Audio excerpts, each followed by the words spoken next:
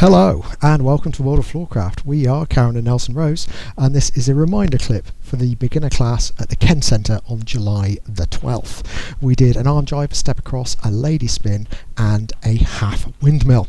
If you need more detail, then there's a link to the teaching clips for each of those moves below. This is just a reminder on how everything went together.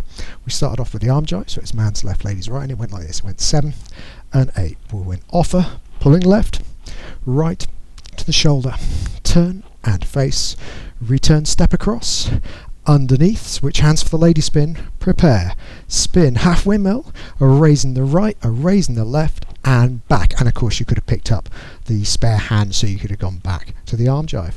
Hope you find that useful.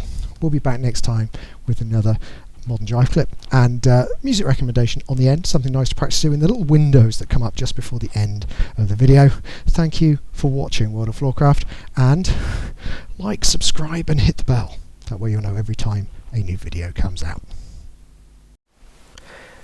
I hope you've enjoyed learning some modern jive.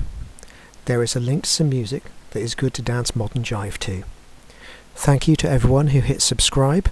You are helping us to make more clips. Thank you. Keep dancing.